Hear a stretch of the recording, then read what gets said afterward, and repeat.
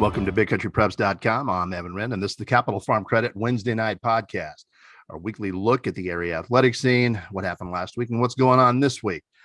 I'm here with my partner, Dan Youngblood, via Zoom. And tonight, Dan, we are going to forego our usual guest, and we're just going to take a look, since we're getting underway in postseason play for football. We're going to take a look at the brackets in our region involving our teams, and maybe take a look at some possible paths to Arlington. Yeah, I mean, obviously we are at the playoffs. We've reached the postseason. Got a whole lot of teams active this first week, and it looks like we got some fun matchups. And this is kind of to make a playoff run, you got to win the first one. And this is an opportunity for a lot of teams to really kind of achieve some of the goals that they set out to achieve before the season began. And just a really fun time of year. I think you and I both really enjoy once the postseason gets here, once we're loading up the car and traveling to these playoff games. So a lot of fun. It's crazy we've gotten here this quickly, or seemingly this quickly, but it's a fun time for sure. Before we jump into this week's show, we need to thank our primary sponsor, Capital Farm Credit, with offices all over Texas, including Stanford and Abilene. Buy your own slice of Texas with Capital Farm Credit. Together, we're better. All right, and with that, let's take a look at the brackets, Dan. We'll start in 6-man, Region 2, Division 2. Blackwell at Balmorhea. That's going to be 6:30 p.m. Friday in Rankin. And the Rural Bobcats be facing Motley County, undefeated Motley County, 7 p.m. Friday in Guthrie. And on the bottom half of that bracket, you've got what looks like a great matchup on paper, a 2-0 Benjamin team versus 9-1 Jayton, 7 p.m. Thursday in Knox City. And then rounding out that region, Lorain versus Sanderson, 6:30 p.m. Friday at Erie and County. But one thing I like about the 6-man bracket is it's always very competitive, because with just the two teams from each district making the playoffs, you've got first place teams facing off with runners up right off the bat, and you get some really nice matchups. And on paper, like I said, that Benjamin Jayton game looks like a banger. Yeah, absolutely.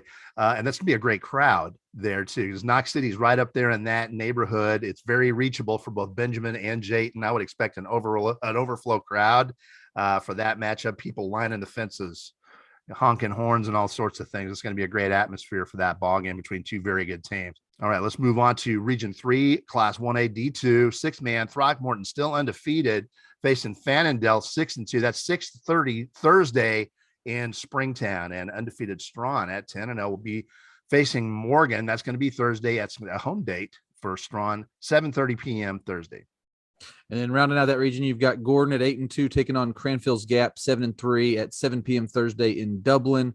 And then Luders of Oka versus Goldberg at 8-2 at 7:30 p.m. Friday in Woodson. So some good matchups there as well. That Gordon Cranfield's Gap matchup to me looks like it could be a good one. Obviously, Gordon finishing second in their district to Strawn puts them against a district champion. So that should be a fun one. That's about as tough a number 2 seed as you're going to face, Gordon. I wouldn't want to face them as a number 1 seed in the first round for sure. All right, let's jump over to Region 4 in 6-man, Class 1A, D2. Just a couple of matchups involving our teams in that region. Blanket at 9-1 be facing Cherokee. That's 7:30 p.m. Thursday in Zephyr, that beautiful ballpark they've got in Zephyr. That's one of the premier stadiums in our area for 6-man football. And then Sydney will be facing Richland Springs, 7 p.m. Friday at the same location, same venue. And we'll drop down to TAPS 6-man Division 2. One matchup involving one of our ball clubs. Abilene Christian Dan will be facing Fort Worth Covenant Classical, and that is one very stout ball club that Abilene Christian's going up against there in the first round. Yeah, definitely. This Covenant Classical team has been great all year long. His only has 2 losses, both to outstanding public school teams. One of those to Strawn in what was a really thrilling game. So this will be a tough matchup for Abilene Christian, but I think that they've got to be pleased with kind of the way that they've kind of put things together in district to get to this point. So good job to get to the playoffs, and this will be a tough matchup for them, but it should be a fun one. All right, let's take a look at Division 1 and 6-man, Class 1A.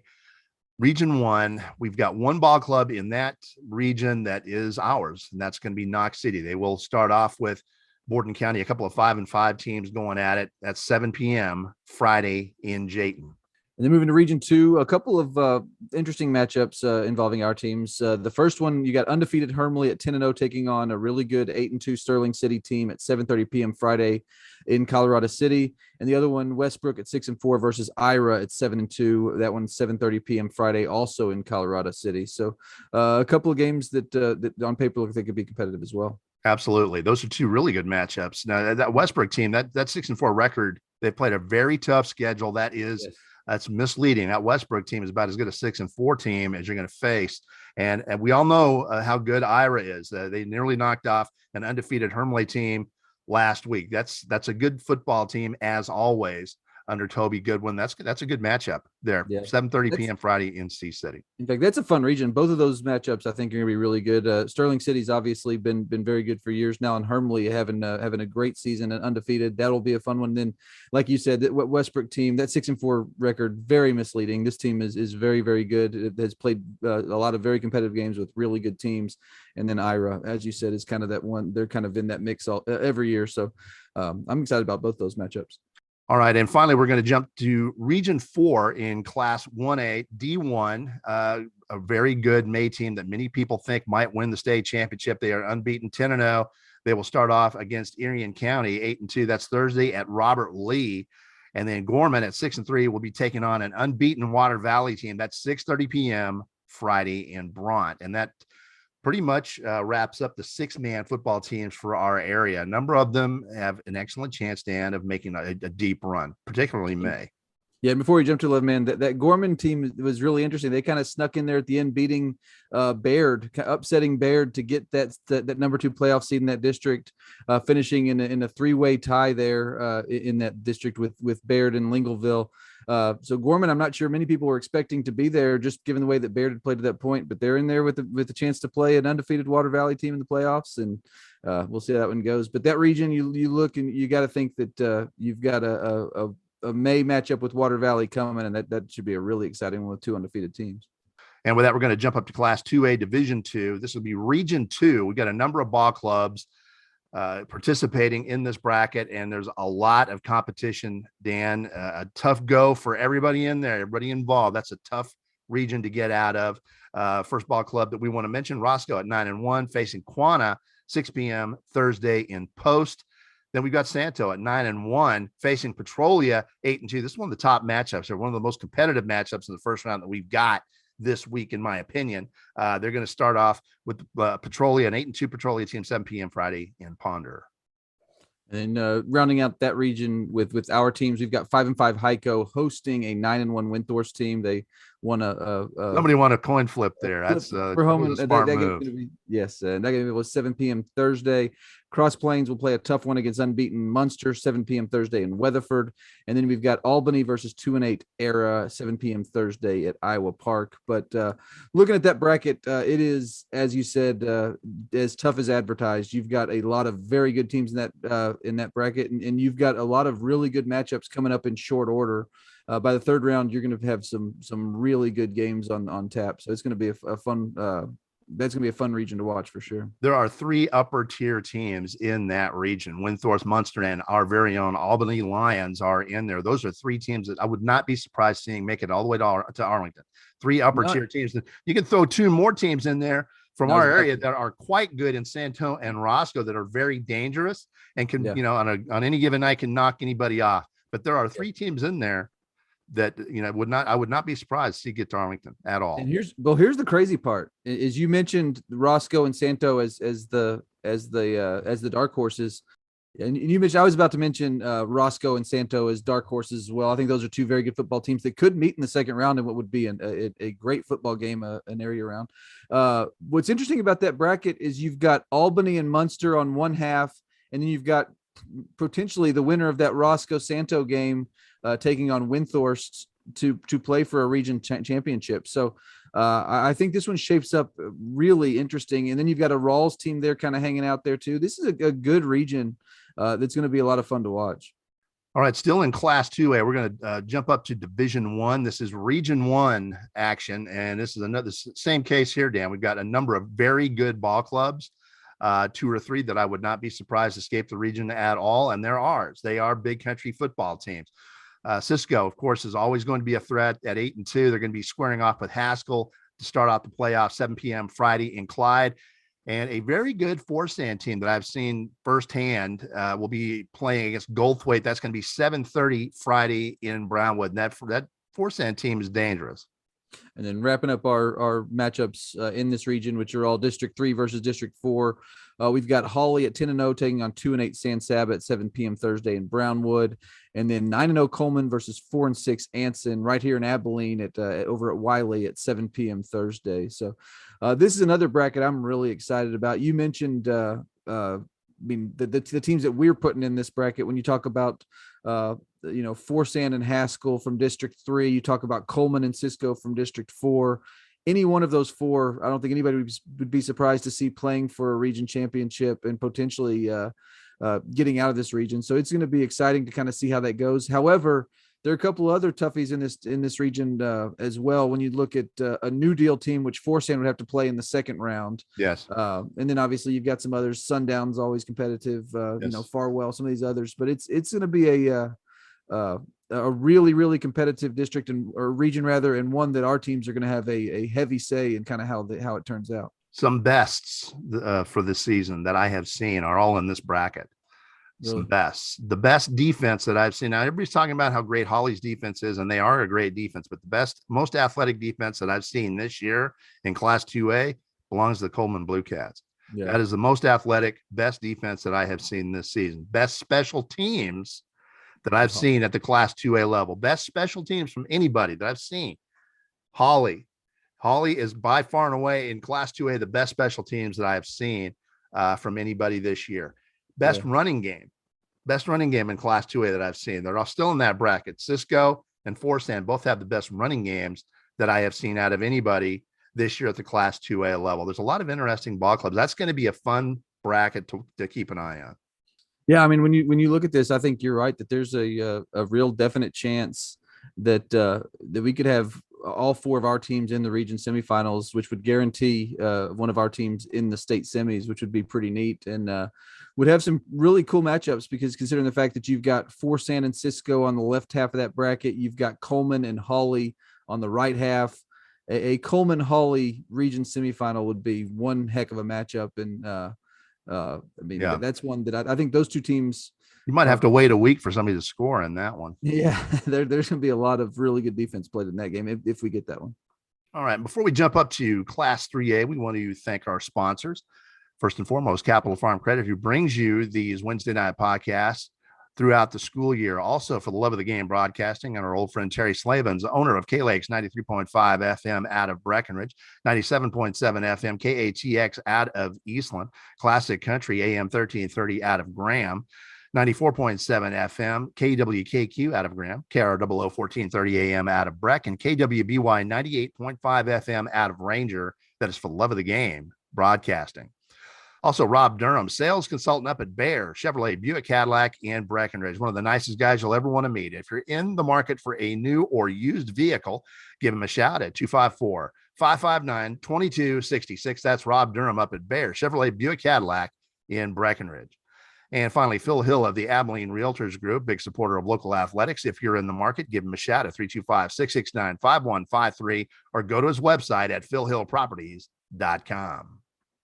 And with that, it's time to jump up to Class 3A. We'll start in Division 2, Region 1. It's going to be a tough go for our guys in this region because there's just a bunch of really tough teams, Dan. We've got two teams that are going in Region 1. Ballinger at 5-4 will be leading off with Crane, 7 p.m. Friday in San Angelo. And then Brady will take on Anthony, 7 p.m. Friday, way out in Kermit to meet Anthony up there. Way out in West Texas. Tough region because you've got teams from Lubbock Roosevelt's in there, Childress is in there, Idalou is in there, Abernathy's in there. It's a minefield.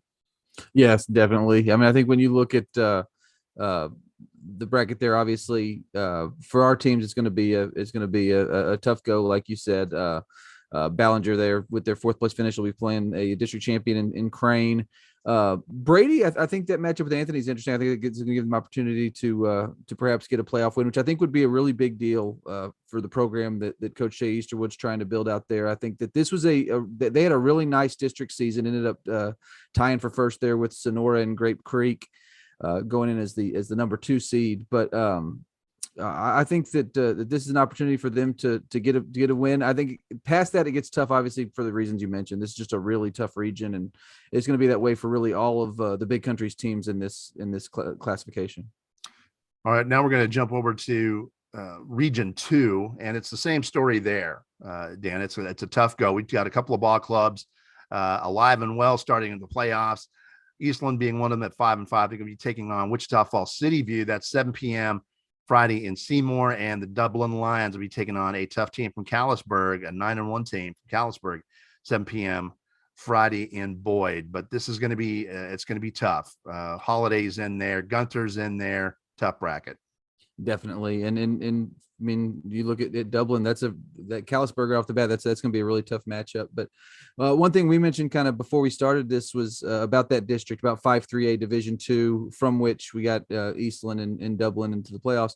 I don't think I've ever seen a district that was more competitive 1-6 than that one was. I mean, you look at just the percentage of games that came down to one score. A number of them were decided by 1 point, yes. And unfortunately for Dublin.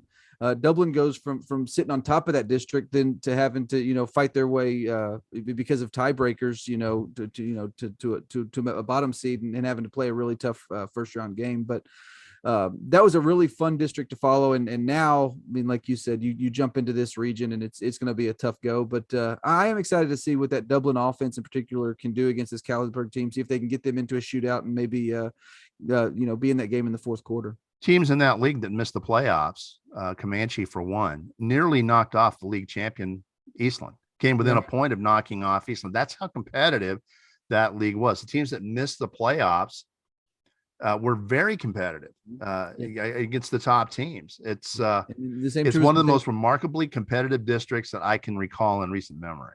Yeah, I mean, you had Comanche, like you said, playing, within, a point or two of several of these teams. And then you had Merkel. Merkel played 1-score games with both Millsap and Jacksboro, which are this district's other playoff representatives. So, I mean, but it's going to be tough for all of these guys, though. Jacksboro going in as the 4th seed will have to take on a really strong Holiday team.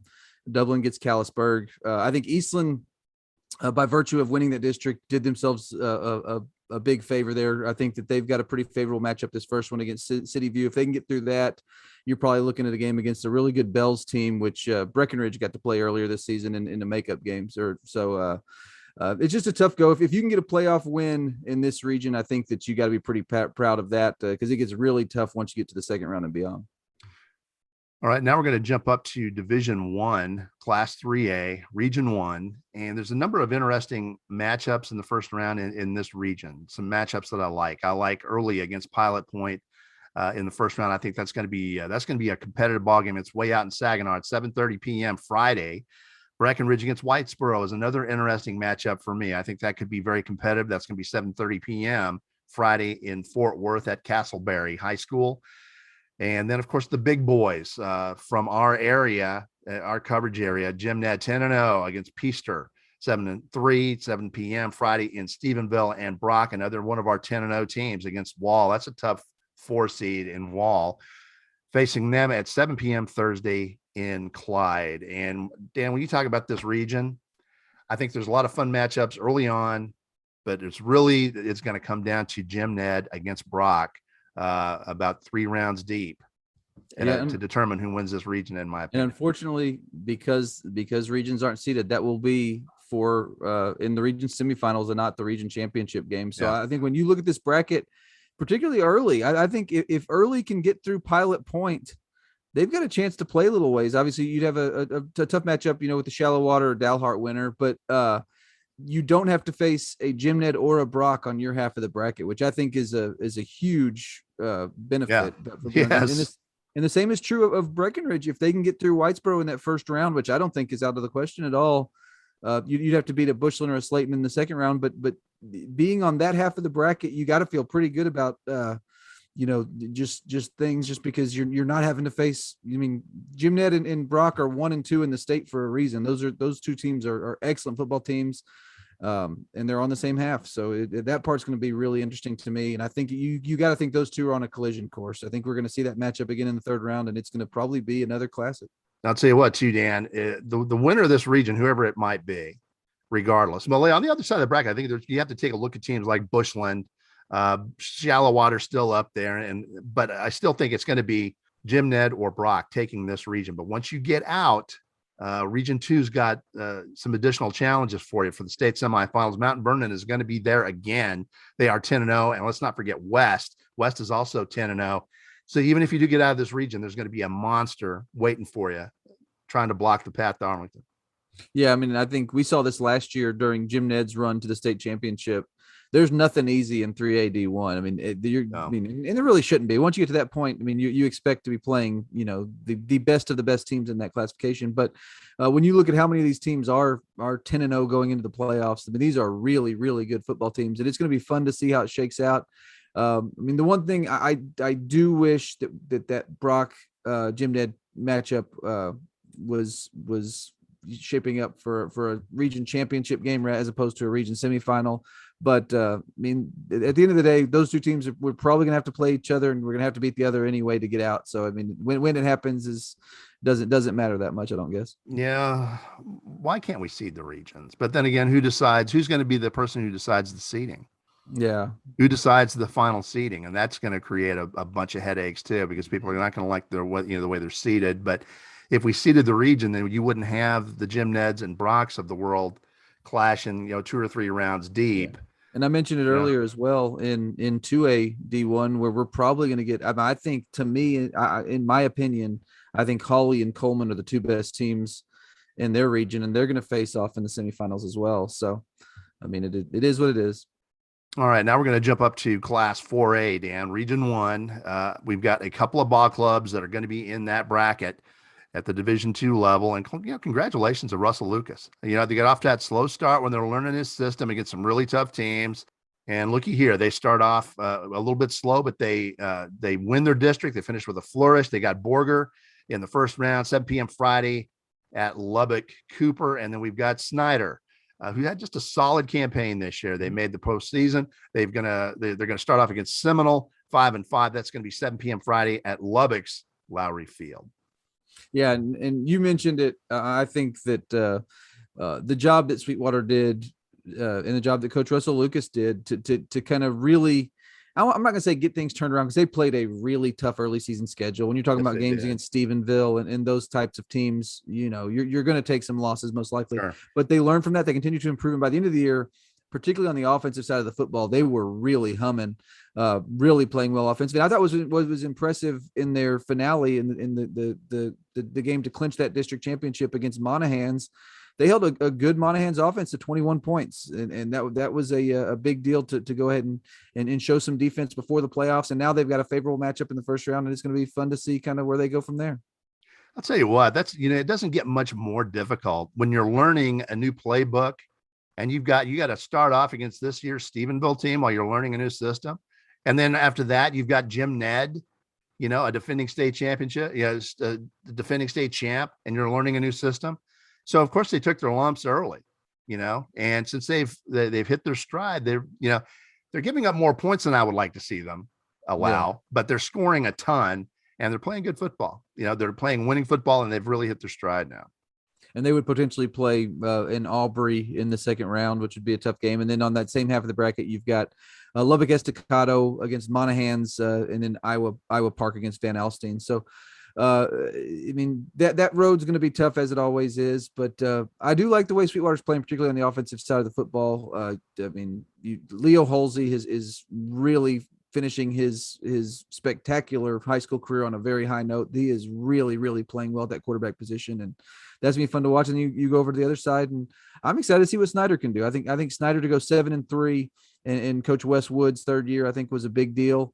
And they've got a path that, while not easy, it could feature some interesting matchups. You can get through Seminole, you got a chance to play the winner of Sanger and Graham in the second round, and And I'm excited to see what Snyder can do as well, particularly given the way that they've played really on the defensive side all year. That's a fun, gutty team. That's my kind of team. That's just, I mean, it's a gutty, physical football team. I like that Snyder Ball Club. It'd be interesting to see them go a few rounds, and they're capable of it.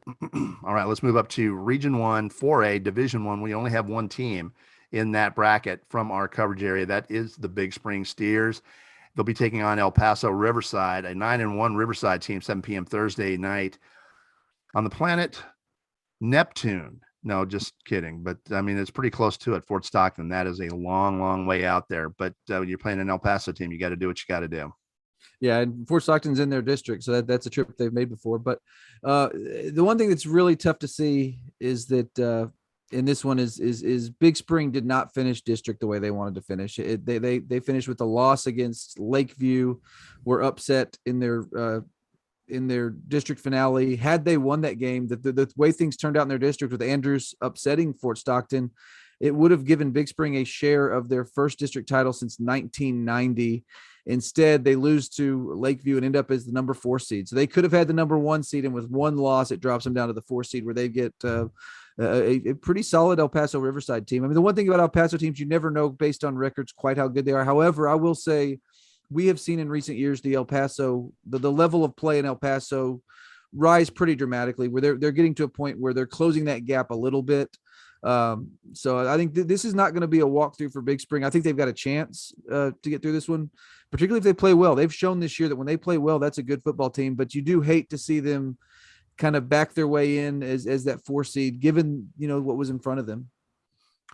All right, now let's jump over to Region 2, Class 4A, Division 1. Stephenville at 10-0 will be facing Fort Worth Dunbar. And our other team from our coverage area that is still alive in that bracket, Dan, Brownwood at 4-6, will start off with a very difficult matchup. Kennedale at 9-1. That is 7:30 p.m. Friday in Glen Rose. And Stephenville got that home. Their games at home. That's always nice to start the playoffs off at home. So that's 7:30 Thursday in Stephenville. Yeah, and a very favorable matchup there for them in the first round, as you would expect in a district championship to get. And then on the opposite side, you have Brownwood in that 4 seed, taking on a very tough Kennedale team, as you mentioned. So both those matchups look like if they go as planned, you'll see the 1 seed advance. But that region, we've talked about it all year long. That is just a brutal region. You talk about Stephenville, who's now the number 2 team in the state, playing at an exceptionally high level. And then on their half of the bracket, I mean, they're going to have to get through a Kennedale or an Argyle to get to the state quarterfinals. And on the other half of the bracket, you look at that, you've got Melissa, who's been very good all year. You've got Midlothian Heritage, who comes out of that same Stephenville district that gave Stephenville fits for really 3 quarters. Then you've got Waco La Vega, who's playing really, really well right now. They're really coming on. So this is going to be a fun region to follow. One slip up and you're done in that region. I mean, the one thing I'm excited to see, I think that this Stephenville team is the best they've had in a long time, if not the best they've had since the Art Briles era. I mean, and that includes some teams that were playing for state. So this team, the thing I really like about this Stephenville team is it's as explosive as offensively as any of the past Stephenville teams have been. And this team, unlike some of the ones in the past, is really, really good and really, really sound defensively. So I'm excited to see kind of how that translates in the playoffs against other, like talented teams. But I like this team's chances. I've said all year long, I really like the Stephenville football team. I don't know if it's the best Stephenville team that I have seen just yet, because I have seen them win a state championship. But it's the best defensive team I've seen from there. Yeah. No question about it. And will they end up in Arlington? It wouldn't surprise me one bit. I agree. Yeah, you're setting a very high bar there when you say it's the best Stephenville team since the Briles era. But the thing that has been exciting about this team is what it's done defensively, and on the offensive side, just the rapid maturation at the quarterback position of Ryder Lambert, who has just been unbelievably good and unbelievably efficient. So that's been a fun team to follow. All right, now let's jump up to Class 5A, Region 1, Division 1. The Cooper Cougars from Abilene will be taking on Colleyville Heritage, a 9-1 Heritage team, 7 p.m. Friday at Grapevine's Mustang Panther Stadium. That is a very tough first-round matchup for the Cougs. Yeah, this is going to be a tough one, and unfortunately, in similar games this year against really explosive teams on the road, those games have not gone particularly well for Cooper. They lost on the road to Justin Northwest, to Fort Worth Brewer, and to Azle in their district. And this is kind of a similar matchup. Colleyville Heritage is a very explosive football team, and because in Class 5A and Class 6A district champions get to host, this will be a true road game. They're going to Heritage for that one. So this will be a tough game for Cooper. I think what I'm excited to see is to see if maybe there has been some growth. They've been in this situation now. This will be the fourth time this season to go on the road against that type of team. I'll be interested to see if they can get off to a little bit faster start, because it's really been slow starts that have doomed them in those matchups. If they're going to have any hope at all, they're going to have to avoid the hole that they've dug themselves in their 4 losses this year. All right, let's jump up to Class 6A. Again, we only have one ball club in this region. That's the Abilene Eagles, and they're going to be starting off against El Paso Eastwood. That's 7 p.m. Friday, but it's right here at Shotwell Stadium. Yeah, and I like the way Abilene High is playing coming into this game. This is a team that is really clicking right now, and I think that's fun. I think that this team, particularly on the offensive side, they have just really found their stride, which is something they didn't do until later last year. So I think they're ahead at this point this season where they were last year, and I think that makes them a dangerous team. Last year they got to the 3rd round, and this year, if you look, I think they've got a pretty favorable path to that same spot. You have to get through Eastwood, which generally speaking has been very good offensively in recent years. But I think that Eastwood team's gonna have trouble slowing Abilene High's running game, in particular with the King Thomas, who's just been excellent really down the stretch of this season. If they were to get past Eastwood, they would face Fort Worth Eaton or Saginaw Boswell in the second round. And then you look at the 3rd round, you've got on the other half of the bracket, you've got Flower Mound Marcus and Prosper versus Grand Prairie and Richardson Berkner. So once you get to the 3rd round, as you'd expect, things get pretty tough. You're going to be facing a very good team there, but I think that this Abilene High team certainly has the ability to get back there. And if they do, I don't put anything past them. This team is playing really, really well offensively. And when you can score the way that they have been lately, and with the confidence that they're playing with, I think that you've got a chance to make a run. So it's going to be exciting. And one thing I like about Coach Mike Fullen's teams is once they get going, once they get that momentum, they really keep it. I mean, they do a good job of building week to week and just continuing to improve throughout the season. The team we're watching now is a different football team than we saw in weeks 1 and 2. They lost to Cooper in week 2, 31-14, a game where they have 31 unanswered points and really struggled offensively for 3 quarters. That ain't happening right now. They're playing really, really well, and it's fun to watch. When you get a team that makes those kind of strides in a season, it's really fun to watch. And with that, it's just about time to wrap up the Capital Farm Credit Wednesday night podcast. But before we do that, we want to remind you that we have 3 separate subscription packages here at bigcountrypreps.com. We've got a monthly for $5 a month. We've got a semi-annual 6-month subscription where we knock that price down to $4 a month. And then we've got an annual 12-month subscription where we knock the price down to $3 a month. That's $36 for a full year of Big Country High School athletic coverage. We'd also like to remind you that if you see a photo you like in any one of our galleries, those are available for purchase. You can purchase a digital download for just $7, and we also have prints and keepsakes available. So make sure you check those out. As you're scrolling through the site, you'll notice that we take a lot of photos from these games we're at. It's something we really enjoy doing, and it's something we are proud of here at bigcountrypreps.com. All Big Country, all high school, all the time. Welcome home.